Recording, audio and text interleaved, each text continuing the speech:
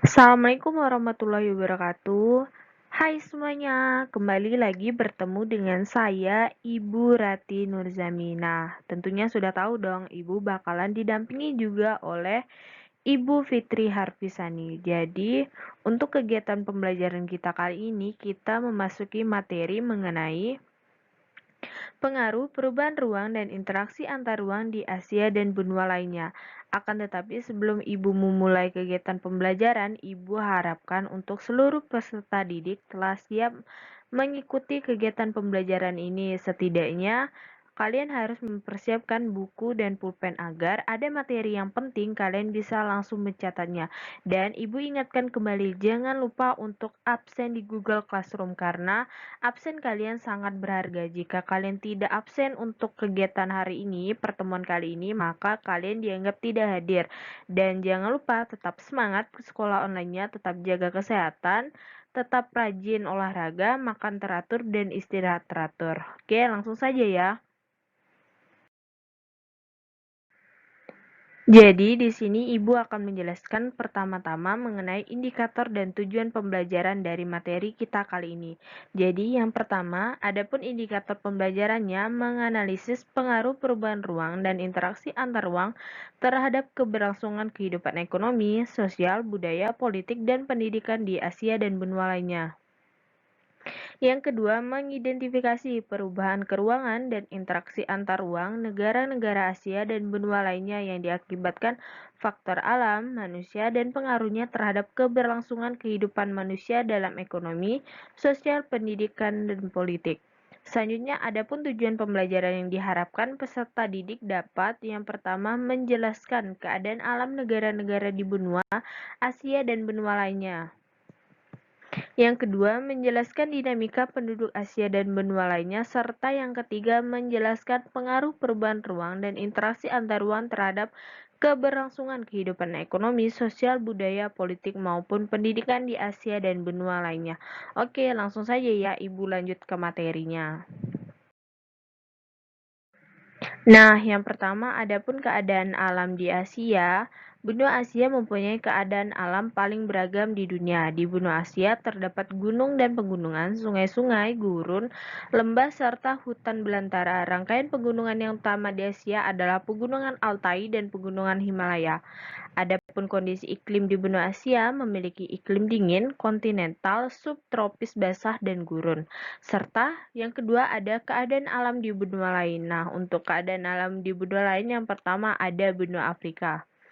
Benua Afrika memiliki gunung, pegunungan, dataran tinggi atau plato, lembah, gurun, serta sungai dan danau. Yang kedua, benua Amerika memiliki dataran tinggi, dataran rendah, sungai, dan danau. Yang ketiga, ada benua Eropa meliputi dataran rendah, dataran tinggi, serta pegunungan. Yang terakhir ada namanya benua Australia meliputi dataran tinggi, dataran rendah, serta pegunungan. Nah, untuk iklim di keempat benua ini adalah sebagai berikut. Yang pertama, benua Afrika memiliki iklim Mediterranean, tropis, gurun, dan subtropis. Yang kedua, benua Amerika memiliki iklim dingin, kontinental, subtropis basah, laut, tropis basah. Yang ketiga, benua Eropa memiliki iklim laut, peralihan, dan subarktik. Serta yang terakhir, benua Australia memiliki iklim hujan subtropis, gurun, dan laut. Nah, untuk keadaan alam di Asia dan benua lainnya ini sangat beragam ya, tergantung dari letak wilayah negara-negara ini. Oke, selanjutnya materi ini Ibu akan membahas mengenai tabel kondisi di setiap benuanya. Nah, kelebihan yang dimiliki dari setiap benua pastinya juga memiliki kekurangan yang dimilikinya. Yang pertama nih, pada benua Asia, memiliki banyak ras, penduduk, dan memiliki potensi sumber daya yang besar. Yang kedua, benua Asia memiliki jumlah penduduk yang banyak dan padat, seperti di negara India, Cina, dan Indonesia, sehingga membuat banyak pengangguran dan masalah sosial. Terus, benua Afrika kelebihannya memiliki sumber daya serta bahan tambang yang melimpah, akan tetapi kekurangannya merupakan benua yang memiliki jumlah pendapatan negara terendah dan merupakan benua terbelakang dikarenakan juga faktor kondisi alam yang sangat kering. Yang ketiga ada benua Amerika, memiliki hutan subtropis yang sangat banyak, merupakan benua dengan negara tergolong maju semuanya. Jadi negara di Amerika ini tergolong maju semuanya, dan Amerika dijuluki sebagai negara industri. Akan tetapi, kekurangan dari benua Amerika adalah sering dihantam oleh badai karena memiliki curah hujan yang ekstrim ataupun memiliki cuaca yang ekstrim. Oleh karena itu, ketika badai berlangsung, maka seluruh lahan pertanian dapat hancur di benua ini. Yang keempat, ada benua Eropa, merupakan benua paling maju serta banyak memiliki tempat destinasi. Serta benua Eropa memiliki kekurangan sumber daya alamnya sangat sedikit karena benua ini sebagian besar merupakan daerah perairan. Yang kelima yaitu benua Australia, merupakan benua dengan wilayah daratan dan perairan yang luas, tetapi dengan jumlah penduduk yang sedikit. Jadi itu tidak setimbang antara luas benua dengan jumlah penduduknya. Kekurangan dari benua Australia, masih banyak wilayah di benua ini yang belum ditempati sehingga masih banyak terdapat binatang buasnya.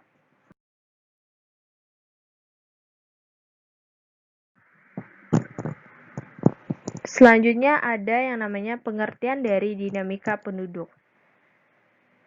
Nah, dinamika penduduk adalah perubahan pertumbuhan jumlah penduduk dari waktu ke waktu. Hal ini disebabkan karena adanya peristiwa kelahiran, kematian, dan perpindahan penduduk. Adapun faktor yang mempengaruhi dari adanya dinamika penduduk ini, yang pertama adanya jumlah kelahiran bayi tiap tahunnya, jumlah kematian warga tiap tahunnya, jumlah kepadatan penduduk di suatu daerah, jumlah pertumbuhan penduduk, dan yang terakhir adalah jumlah perpindahan dan penduduk ataupun migrasi itu sendiri. Nah, kita amati ya, kurva di sebelah ini menunjukkan bahwa jumlah penduduk dunia mengalami peningkatan, di mana pada 2009 hanya sekitar 1,06 miliar jiwa saja, akan tetapi pada tahun 2019 ini telah mencapai 7,7 miliar jiwa. Berarti dapat kita simpulkan bahwa penduduk dunia mengalami peningkatan jumlah penduduknya. Ada dinamika penduduk di setiap benuanya. Nah, dinamika penduduk di benua Asia dengan jumlah penduduk terbesar 4,4 miliar jiwa. Asia memiliki pertumbuhan penduduk tinggi dan memiliki usia rata-rata penduduk yang muda. Asia memiliki keanekaragaman suku, bangsa, dan agama. Dan Amerika, dinamika penduduk Amerika dengan kepadatan penduduk ketiga di dunia dengan jumlah 1,02 miliar jiwa. Kepadatannya mencapai 20,5 orang per kilometer, sedangkan laju pertumbuhan penduduknya sekitar 0,9% per tahun. Selanjutnya ada dinamika penduduk Afrika, memiliki laju pertumbuhan mencapai 2,5% per tahun. Dalam kurun waktu 10 tahun, benua Afrika mengalami peningkatan jumlah penduduk menjadi 1,2 miliar jiwa. Setiap 1.000 penduduk terdapat 36 kelahiran dan 10 kematian penduduk. Untuk benua Eropa sendiri, dinamikanya dengan jumlah penduduk 741,4 juta jiwa. Komposisi berdasarkan usia berdasarkan sebesar 16% umur kurang dari 15 tahun dan 17% berusia 65 tahun lebih.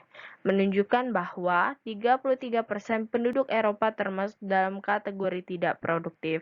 Dan selanjutnya ada dinamika penduduk Australia, merupakan benua dengan penduduk terkecil yaitu hanya 24,99 juta dengan luas benua 7,6 juta kilometer persegi.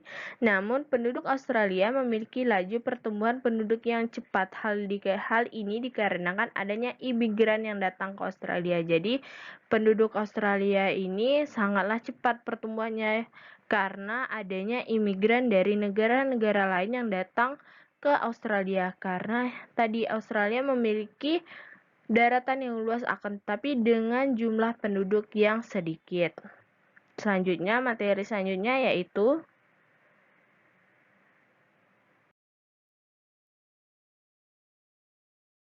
Pengaruh perubahan ruang dan interaksi antar ruang. Nah, pengaruh perubahan ruang dan interaksi antar ruang di benua yang ada di dunia adalah rata-rata masyarakat di dunia melakukan interaksi antar ruang dari desa ke kota. Dampak positif yang ditimbulkan adalah segala kebutuhan pangan yang diperlukan masyarakat kota ada di pedesaan, dan segala kebutuhan teknologi masyarakat desa tersedia di perkotaan. Dan inilah yang dinamakan hubungan timbal balik ataupun hubungan interaksi antar masyarakat kota dan desa. Ini hanya contoh kecilnya saja ya. Sedangkan dampak negatif adanya interaksi ini, banyaknya masyarakat desa yang melakukan perpindahan desa ke kota dan hanya menimbulkan kemiskinan karena gagal untuk mencari pekerjaan di perkotaan. Jadi masyarakat desa beranggapan bahwa di perkotaan itu sangat mudah untuk mendapatkan uang, pekerjaan, dan mendapatkan hidup layak. Akan tetapi terbalik dengan kenyataannya, malah masyarakat yang pindah ke kota akan menimbulkan kemiskinan karena gagal untuk mencari pekerjaan di perkotaan. Nah, perubahan ruang dan interaksi antar ruang bisa terjadi dalam berbagai ruang, lingkup, ataupun skala. Dalam skala yang sempit antar desa dengan kota terjadi perubahan ruang dan interaksi antar ruang. Dalam skala yang luas, perubahan ruang dan interaksi antar ruang dapat terjadi antar negara dan antar benua.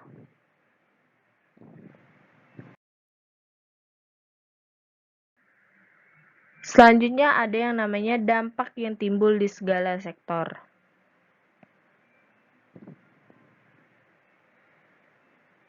Nah, ada kelima sektor nih, ada sektor ekonomi, sosial, budaya, politik, dan pendidikan. Untuk sektor ekonomi, dampak yang timbul, interaksi antar ruang terjadi karena adanya kebutuhan akan barang dan jasa oleh suatu negara yang tidak mampu diproduksi. Sektor sosialnya, interaksi yang terjadi pastinya melibatkan manusia di dalamnya. Interaksi sosial yang terjadi antar manusia dan ada perbedaan kehidupan sosial akan terjadi dengan cara bertemu langsung atau melalui media komunikasi. Kehidupan pun dapat berubah karena adanya pengaruh dari interaksi ini. Yang ketiga, dari sektor budaya, pada kebudayaan akan mengalami perubahan seperti akulturasi hingga asimilasi. Hal ini terjadi dikarenakan adanya interaksi yang terjadi sehingga masing-masing pihak saling mempelajari mengenai kebudayaan dari pihak lain. Contohnya saja di Indonesia kita melihat yang namanya kebudayaan Korea dan banyak anak muda Indonesia mengikuti ataupun mengidolakan dari K-popers sendiri. Yang keempat, ada sektor politik. Nah, kehidupan politik suatu negara dipengaruhi oleh negara lain. Karena sistem demokrasi yang dipilih oleh banyak negara merupakan hasil pengaruh dari demokrasi negara lain yang terlebih dahulu mengembangkannya. Yang terakhir, yang kelima, ada sektor pendidikan. Pendidikan adalah modal dasar menuju kemajuan suatu bangsa. Jika pendidikan di suatu negara sangat baik, maka hal ini akan berpengaruh terhadap negaranya juga. Secara tidak langsung, antar negara juga bisa melakukan pertukaran pelajar yang bertujuan untuk mempelajari kebiasaan di negara tersebut ataupun mendapatkan ilmu yang baru.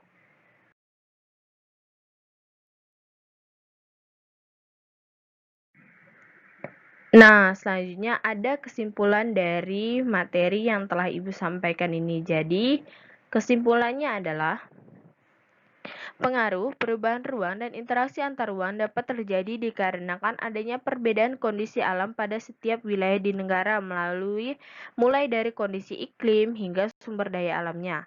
Selain itu, perubahan ruang dan interaksi antar ruang juga dapat terjadi dikarenakan adanya dinamika penduduk yang mana disebabkan oleh adanya kelahiran, kematian, migrasi, transmigrasi, kepadatan penduduk, dan jumlah penduduk.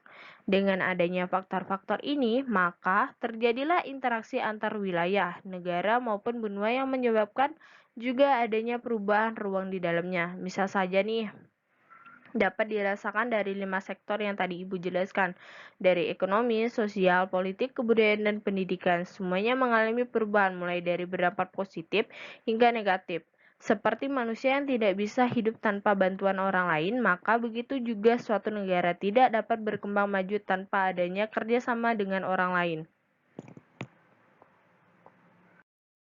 Oke, mungkin hanya itu yang Ibu dapat sampaikan. Selanjutnya Ibu akan memberikan soal-soal untuk kalian agar Ibu dapat melihat apakah kalian memahami materi yang Ibu sampaikan atau tidak. Jadi, tolong dicatat ya. Yang pertama soalnya, Sebutkan 5 aspek wujud nyata terjadinya interaksi antar ruang dalam bidang ekonomi. Yang kedua, jelaskan dampak positif dan negatif bagi negara maju dengan adanya interaksi ruang antar negara. Yang ketiga, jelaskan bagaimana sebuah kehidupan dapat dikatakan bagaimana kehidupan sosial sebagai kehidupan sosial. Yang keempat, dilihat dari ciri-ciri negara maju dan berkembang, negara Indonesia termasuk ke dalam negara yang mana? Tolong jelaskan. Dan yang kelima, sebutkan dampak negatif di bidang ekonomi dengan diadakannya interaksi antar negara. Nah, soal-soal ini Ibu persilahkan kalian untuk menjawabnya dan menjawabnya itu di buku catatan ataupun latihan ya. Dan setelah itu dipersilahkan untuk kalian jika sudah mengerjakan tugasnya, kalian foto tugasnya dan kirim kepada Ibu di Google Classroom ataupun bisa melalui Google WhatsApp ataupun di WhatsApp kalian ya. Jadi tugas ini wajib dikumpulkan ya, serta Ibu sangat berterima kasih kepada kalian dan apresiasi untuk kalian sendiri telah mengikuti kegiatan pembelajaran ini dengan baik. Semoga materi yang Ibu sampaikan ini dapat kalian serap dan dapat kalian terima ya.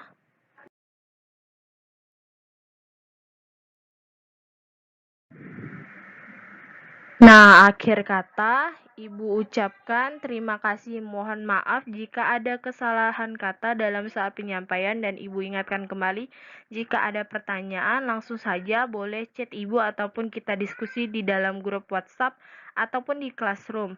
Dan untuk pembelajaran ataupun materi pada minggu selanjutnya, jadi kalian akan UTS. Jadi harap Ibu ataupun Ibu harapkan kalian segera membaca buku-buku kalian di bab 1 karena materi di bab 1 ini telah habis. Jadi, kalian harus mempersiapkan diri kembali untuk mengerjakan soal UTS dan jangan lupa yang tadi soal Ibu kasih harap dikerjakan ya. Cukup sampai di sini Ibu rasa dan Ibu akhiri. Wassalamualaikum warahmatullahi wabarakatuh.